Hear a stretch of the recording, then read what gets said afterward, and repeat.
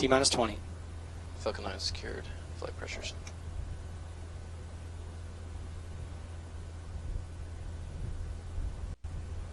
T-minus 10, 9, 8, 7, 6, 5, 4, 3, 2, 1, 0. Liftoff of the Falcon 9.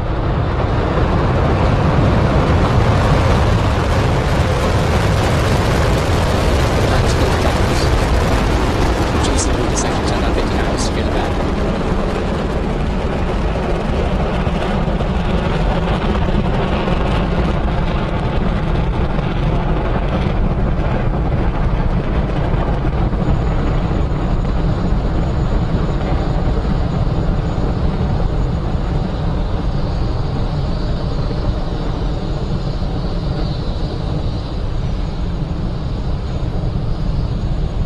Falcon 9 power telemetry is nominal.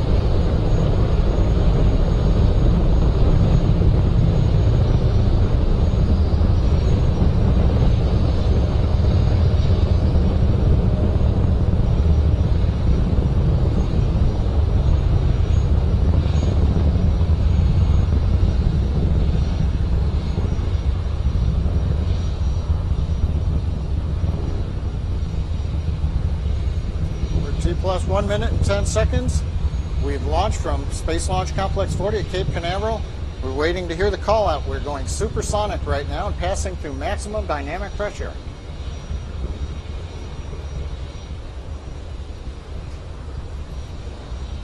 Vehicle has completed the throttle down and throttle back up. Stage 1 propulsion is nominal. You heard the words and the cheering in the background. Propulsion is nominal, a phrase we love to hear at SpaceX.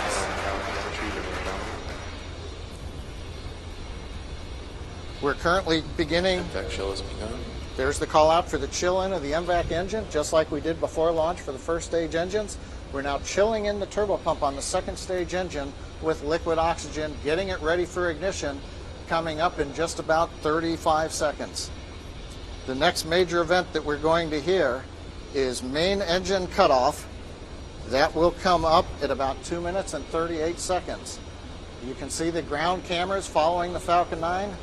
The cameras on the Falcon 9 will also be used, bringing us images back from space, and a great view looking up the back end of the main engine. We're going to listen in as we go to main engine cutoff and stage separation now.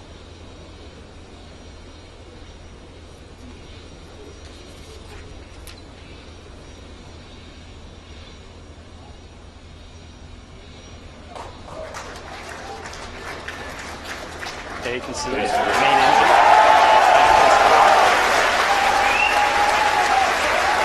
We got confirmation.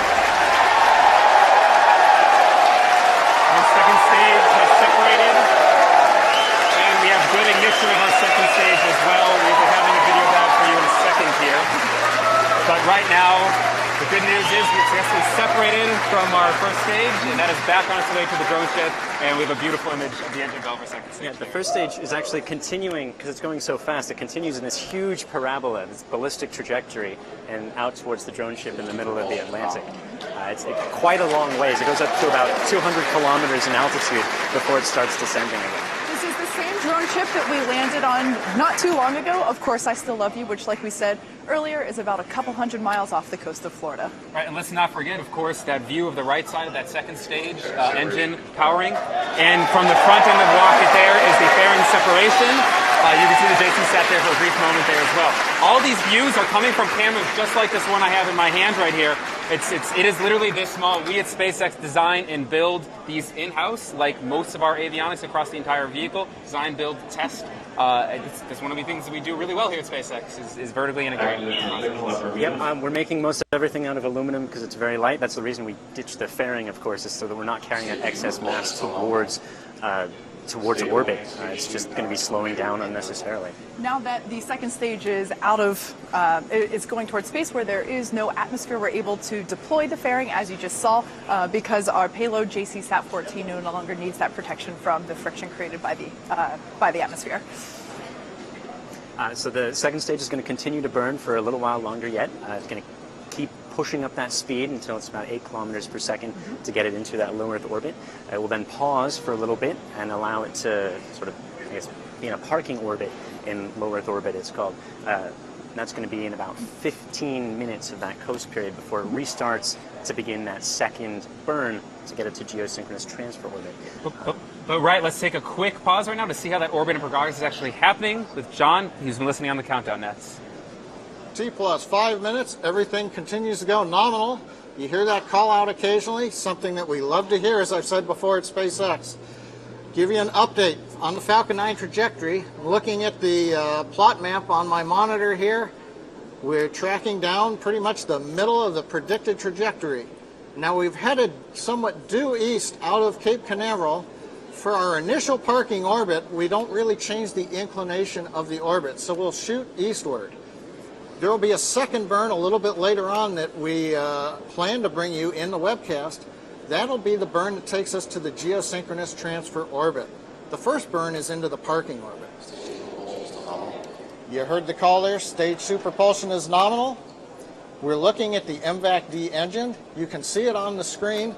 We're monitoring the nozzle. You can see the red glow of the niobium alloy of the nozzle extension on the MVAC-D engine. That's the normal color. That's what we expect. Power and telemetry remain nominal. Things continue to remain nominal still on both stages. We are also looking at chamber pressures on the engine. They're looking good and solid. We're watching how the turbopump's working. We're looking at the avionics system, how power on the stage is. Everything right now on the Falcon 9 continues to look good as we power our way into that initial parking orbit. Major event about to come up that we're going to listen for is the entry burn of the first stage. We'll light 3 engines for about 15 seconds. Let's listen in for a minute and maybe we'll hear it. Stage 1 entry burn has started.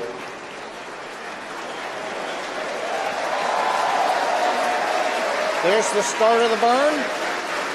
This will last for several more seconds. We'll shut it down and then we'll wait for the landing burn and the second stage headed into orbit. We have shutdown of the landing burn. Let's turn it back down to the floor and see how things are going there. Just in case if you've just joined us, we've had a great first ascent of the first stage, as well as a stage separation of first stage and second stage. Second stage, as you can see there on your screen, we had a great MVAC ignition, and second stage is now carrying JCSAT-14 out to geosynchronous transfer orbit. We're now waiting on, like John said, the first stage to come back and make an attempt on to landing on Of Course I Still Love You. And we just completed that landing burn, and we're going to be waiting. The re-entry burn. Excuse me, the re-entry burn. Thank you. And we're waiting for the landing burn, which I'm sure you'll hear the crowd around us start cheering whenever we have visual confirmation of that. What makes this mission so difficult in particular, the geosynchronous transfer orbit missions, is that the re-entry, even after that re-entry burn, we're still moving twice as fast as we would for a typical low Earth orbit mission. We're entering the atmosphere at about 2 kilometers per second for this mission, instead of a more typical 1 kilometer per second for a low Earth orbit. Right, and that landing burn is going to come up in about another 20 seconds or so, and keep in mind that those are going twice as fast. The velocity is the square, energy is the square of velocity, so 4 times as much energy is being imparted on that stage, and 8 times as much heating, which is why we said before this is going to be a very difficult mission for us, and we are not expecting a successful attempt at this time around. But we are learning, we're always hoping. And you're hearing everyone cheer right now because it's coming into the drone ship. We will show you when we pan right there, and that's a view from our drone ship in the Mid-Atlantic Ocean.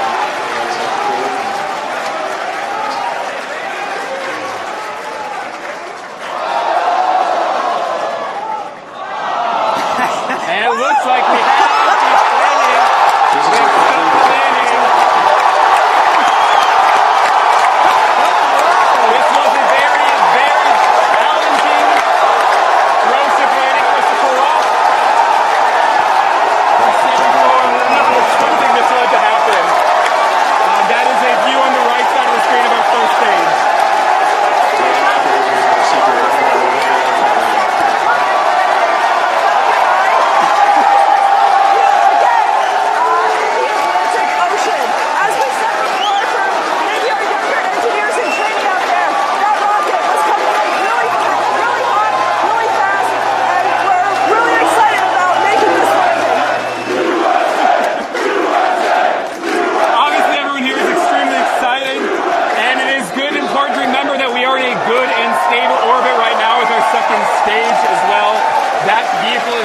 toast for a bit before we do a second ignition.